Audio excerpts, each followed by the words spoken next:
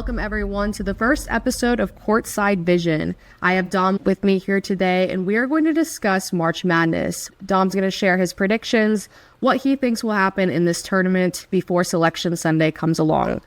So let's dive right in and welcome everyone to Courtside Vision, where we will be talking all kinds of basketball, college, and NBA. So Dom, thank you for joining me today. Yeah, thank you. Thanks for having me. Perfect, of course. All right, so Selection Sunday is coming up soon. There are a lot of teams out there still fighting for their spot in the bracket, but let's talk about conference champions. You know, it's a big deal to be the conference champion in any place, in any spot. So, Dom, I want to hear your predictions from each one and give me a reason why. So let's start with the Big Ten. Who do you think will be the conference champion? Yeah, so I think conference championships are huge, especially for the teams who are kind of on the bubble. Last year we saw NC State win the ACC, and they didn't have a very good chance to make the tournament, and they won it. So they got an automatic bid, and they were hot going into March Madness and made it to the Final Four. So conference champs are huge, especially for the teams fighting to go in. But as far as the Big Ten, I have really either Michigan team. This is one where I'm really torn on. I am favoring Michigan State just because Michigan State won the series against Michigan this year in the Big Ten. So I do think Michigan State. Tom Izzo is one of the best coaches in college basketball. I have a lot of faith in him. Big Ten has kind of had a down year this year with Purdue losing Zach Edey and some of their guys.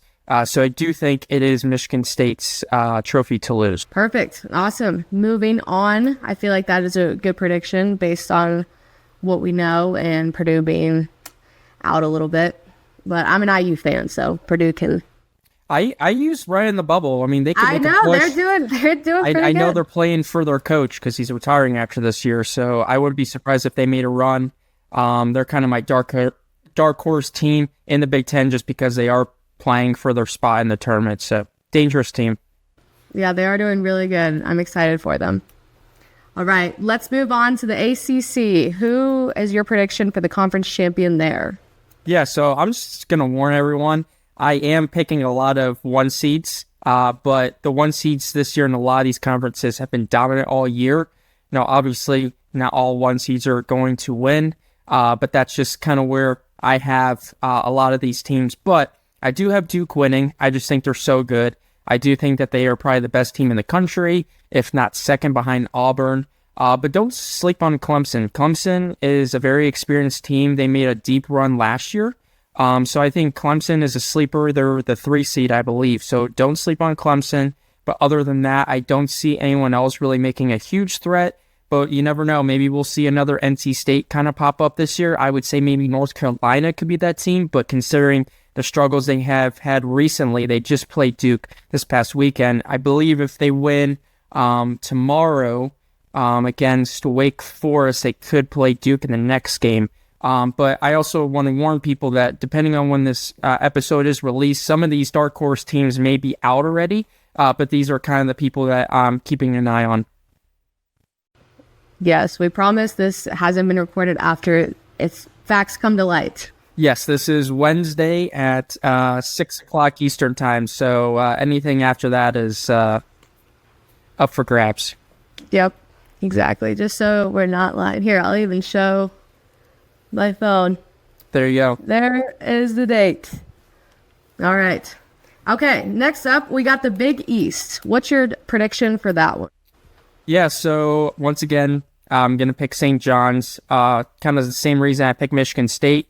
Rick Pitino is doing a phenomenal job at St. John's. He's really kind of brought his career back to where it used to be when he was at Louisville.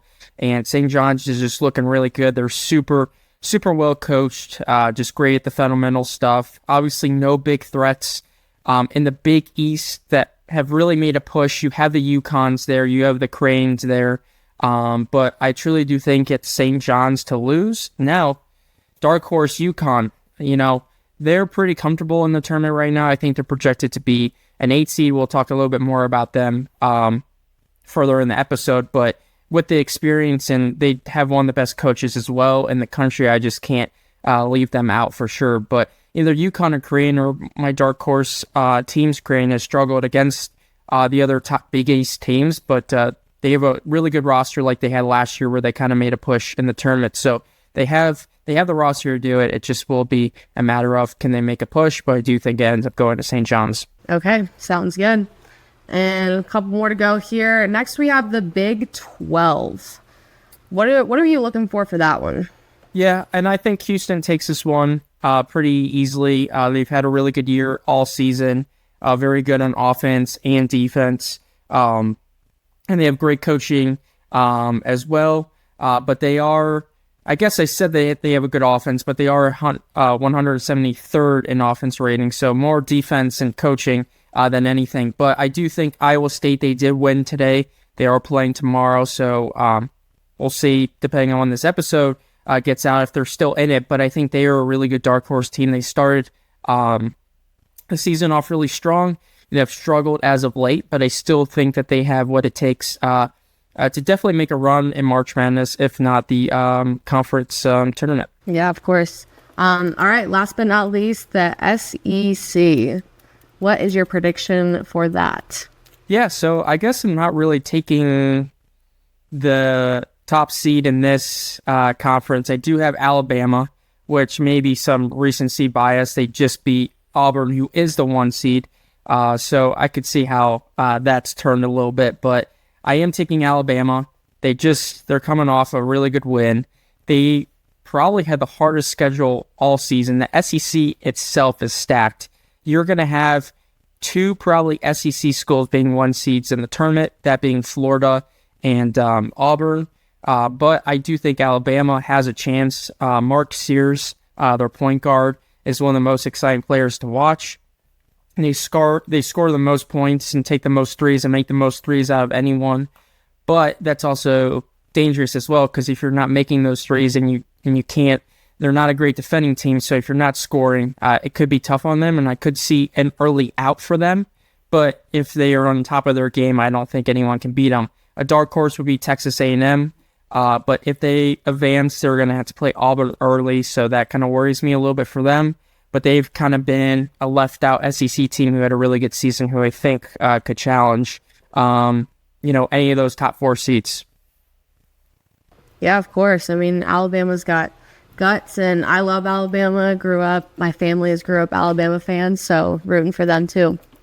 Okay, we touched on this team a little bit earlier. You said we would talk about it later. The time has come to talk about UConn maybe making history. I know they've had some three-peats in the past, but that was, in the 60s and 70s.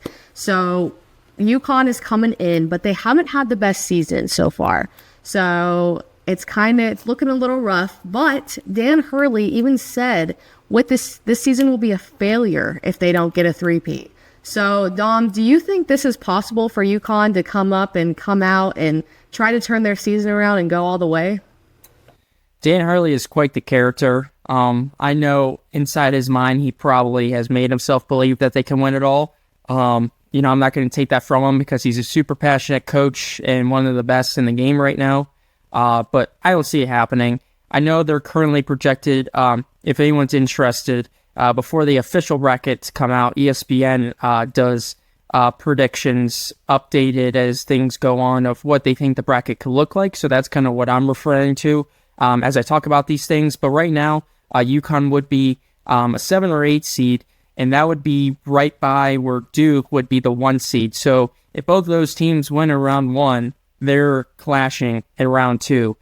So it'd be Duke versus UConn really early, and as a UConn fan or really believer, you don't want to see that. I think Duke is going to be super strong this year. So just because of that, because of if they are 7 or 8 seed, they're going to have to play maybe not Duke, but one of the 1 seeds, which is very concerning to me right off the bat. I think if you were like maybe a 5 seed and you were kind of in the middle of your division in the bracket, you could kind of gain some steam before you play one of the top teams, but you're playing one of them right away, and you're also playing, if you're 7 or 8, you're playing someone who's had just as good of a season as you did right off the bat. So it's just a lot of pressure really early that's really hard to overcome. They've been really bad against good teams this year. St. John's, they I don't know if they beat them this year. I think St. John's swept them. I know they struggle against Crane, so a lot of the good teams in the Big East they've struggled against, so that really does worry me as well. And coaching experience can go a long way in a March Madness tournament, but it does worry me a little bit. But it would be really cool to see. I know they kind of didn't surprise anyone last year, but they surprised people 2 years ago when they won. So who knows if they could do it again. So what do you think I know you said, you don't think it's going to happen, going up against a lot of teams who are either better than them or equally as good. But if they do make it all the way, they somehow get there, what are the key factors they need to do in order to make it happen? Yeah, so I feel like there's a reoccurring theme when it comes to teams who pull off the upset of March Madness, and we'll hit this a little bit more in depth later on. But I do think if they pull it off, they're the team who turns it over the least. They're the team who fouls the least and makes the most and takes advantage of the free throws that they get. So, like, 3 really simple things would get them to that point. Because I do think that they have the talent. I do think, obviously, they're much younger and much more inexperienced than they have been the last 2 years. But if they do it, I think it's just going to be playing really smart basketball. March Madness, I feel like it's easy to find yourself playing a sloppy brand of basketball because you're playing teams you haven't really seen. It's much different than conference play. So I think if you're the smarter team who doesn't give the ball up much, plays at your own pace, that's how you do it. Yep, I agree. Okay, moving on. We already kind of talked about some conference champions predictions, and I know you said some of them kind of are in line with your 1 seed predictions, but let's go over those again, kind of see if any are different and kind of can sway a new direction. So let's go predictions for each 1 seed. Let's start with the East. Yeah, so the 4 projected seeds, the first being Auburn. They're the best overall team right now. It's, not even for debate. I know they did get beat by Alabama, but they're the consensus number 1 team. They have the consensus probably number 1 player in Broome, their forward. He's just a really good player. They got bounced early in the tournament last year. I'm pretty sure Yale beat them in the first round. And so you know that they're hungry to come back, and they really are just the best team. They have great offense, explosive offense. The only thing that has hurt them is their defense. They're a team that can score, so they're obviously going to be dangerous. But I do worry that, if they play a team like Alabama, who is also able to score, and, if their defense doesn't show up, then they can easily get outscored. But they are the number 1 team by far, and led by the number 1 player, in my opinion. Yeah, I agree. As much as as an Alabama fan, don't want them to win, but that's all right, or get the 1 seed. All right, moving on. Let's go to the South. Who's your prediction? What are their strengths and weaknesses, and how are they gonna make it all the way in? Yeah, so I believe Florida is the favorite right now. Florida is probably the most slept on of the number 1 seeds or projected number 1 seeds. Although they're very good on offense, the offensive rebounding is one of the best in the country. So that's really big as far as March Madness goes, because, that's really in college basketball. That's how the games are won and lost is, the extra opportunities that you give your team, especially when you do have a really good offense. The couple of things that could hurt them, which kind of sounds silly, is they really like to foul, So if they get a team who's maybe able to take advantage of that and are making their free throws, that could pose a real issue to them. But they're also bad at free throws themselves. So if they get themselves in a very sloppy game, it could end up hurting them. But overall, they're well coached. They're really good on both sides of the court. And I do think that the only thing that would hurt them is really kind of the small things. So like I said, foul trouble and not being able to take advantage of your own free throw shots. Yep, that makes a lot of sense. All right. Next, we got the West. What is your prediction for that one? Or what is predicted by ESPN as well? Yeah, so Houston, I believe they have here. Houston, like I said before, great coaching. really good coaching, and good on defense. Offensive rating is a little bit low. Like I said, it's 173rd in points, but they're a very steady team. They're not going to make a lot of screw-ups. The blueprint that I gave UConn, if they were to succeed, is the blueprint that Houston is going to follow to a T. They're just very well coached. The little things they don't screw up on. It's just, if they get a really explosive team like the Auburns or the Alabamas who can really put up a lot of points, you don't want them playing from behind. So that's the one thing that I would have concern for. But at the same time, their defense is great. So maybe they'll take a team who scores a lot of points and can just slow them down enough. But my philosophy is good offense always beats good defense. So that would be my one concern for them. Last but not least, the Midwest. Yeah, so you got the last one, you got Duke, Cooper Flagg. I said Broome was the best player. Cooper Flagg can make an argument for that. If not, he's for sure the second best player. He's just amazing. He's a true freshman. Their offense is great. Their defense is great. Their coaching is great. Really, they're the most complete team, in my opinion. The only thing that hurts them is that they're super young. They have 3 guys in their starting lineup who are true freshmen, and that's almost always the thing that ends up hurting teams like Duke. It's just when they get deep in the tournament, they're too young. They don't have the experience. So that is really my only concern for Duke. They're probably honestly my favorite to win the tournament. That's your overall prediction, Duke, to win the whole tournament? I think so. I think Cooper Flagg is just one of the best, prospects we've seen in college basketball in a while. He does things that you don't see at his age. He actually reclassified out of high school, so he should still be in high school, which is the craziest thing. If he has had issues since he's super young, trying to be the guy who takes the last shot and wins the game for his team. He has struggled in that position, but they've been blowing out teams. So if they can do that in the tournament and, give themselves a shot, they would have to be my prediction as of now. But we got a lot of ball left to play in conference championships, so that can easily change. I think maybe whoever wins the SEC tournament could overcome who I think will win, because they have easily three teams who could win it. So it'll be interesting to see how those teams play out in their conference matchups. Yep. Yeah, I agree. The SEC is just so competitive in itself in all sports, really. So they always have high numbers and good players. Okay, well, you heard it here, folks. Duke is going to win March Madness. Put it in your brackets right now. And let's move on to what everyone wants to know. So every year, you fill out your bracket, you're disappointed. All these teams that shouldn't be winning or you don't think would win are winning. All these upsets are happening, but that's just the way the ball is going. That's the way it rolls. So you're trying to pick upsets. But what are the key to picking upsets, and how do you strategically fill out your bracket? Yeah, so obviously no one's going to be perfect. There's never anyone who are ever perfect at this, but there are a couple tendencies that March Madness has been showing the last couple years.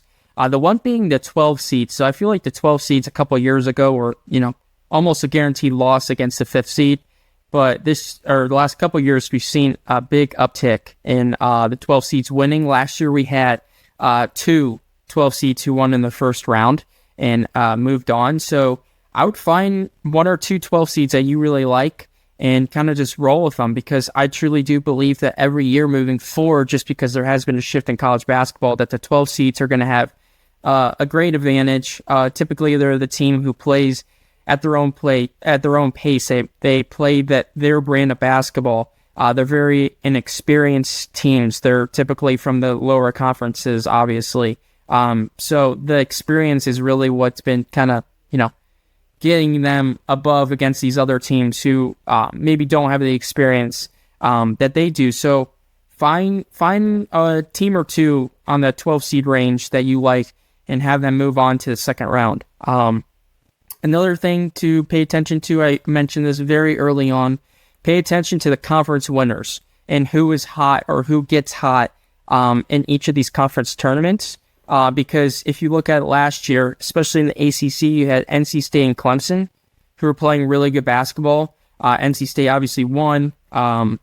the ACC championship, and they ended up going to the Final Four. So really look at the teams who are playing really well or playing above their game or their typical game in the conference tournaments, and kind of pick them to maybe make a long leap to the end. And those are the teams that you want to pay attention to. Look for any range from the 6 to 8 seed making the Final Four. We've had at least one of those the last couple years. So find one of those teams, find one of the hot teams in that range to make it to the Final Four. Find one that you really like and trust it. And a couple other things. A 1 seed typically does win it.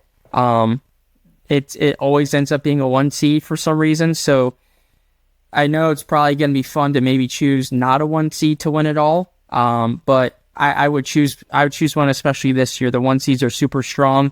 So whoever they are, choose one of them and trust them to win it all.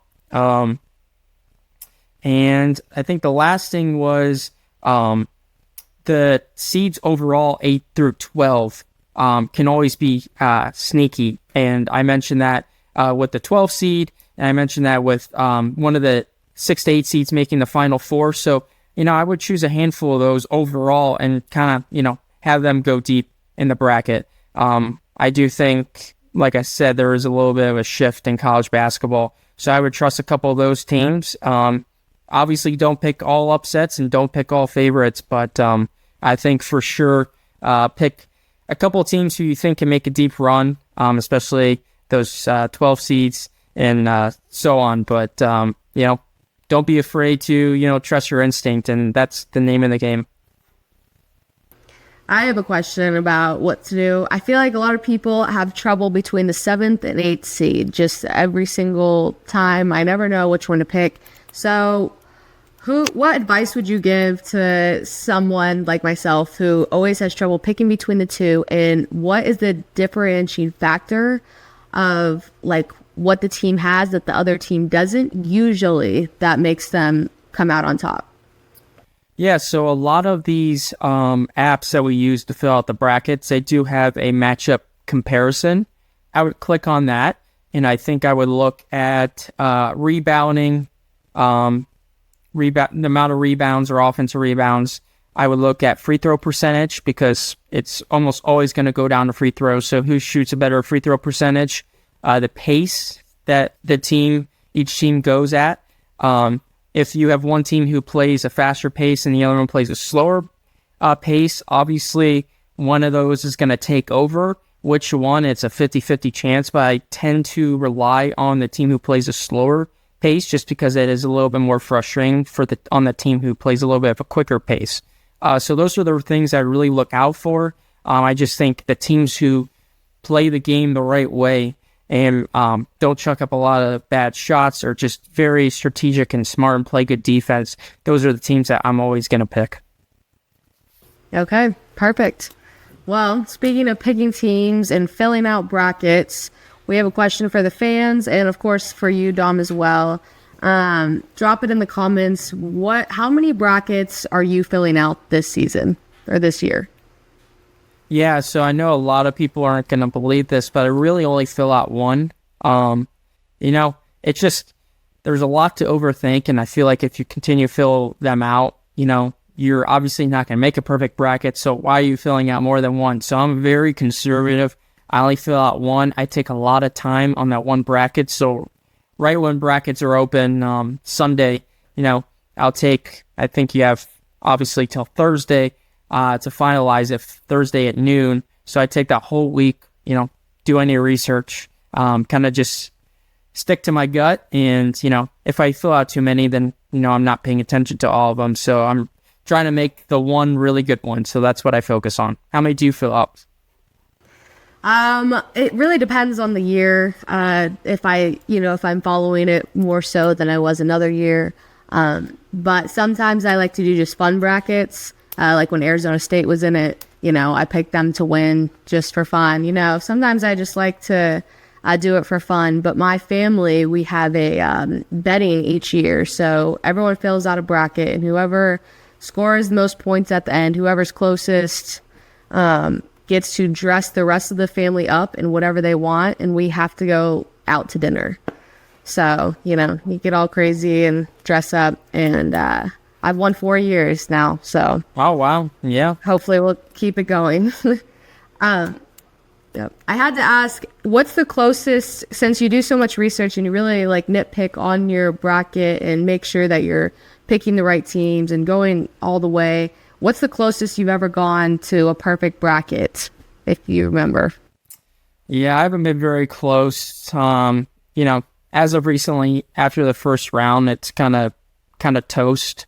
But there has been a lot of years where the first day, I forget how many games are on the first day. I'm drawing a blank, but typically the first day I'm only 1 or 2 wrong, and then after that it's just, it goes downhill from there. But I'm just happy if I get a couple in a row, to start the first day on Thursday. Yep, fair enough. All right. Well, thanks, Dom. This was Courtside Vision. Thank you all for joining us. We will be back in a couple weeks covering the Final Four, and we're going to break down what has happened so far in March Madness, any upsets, any teams to really look out for, any surprises that has happened. So join us in a couple weeks for the Final Four, and we will see you next time.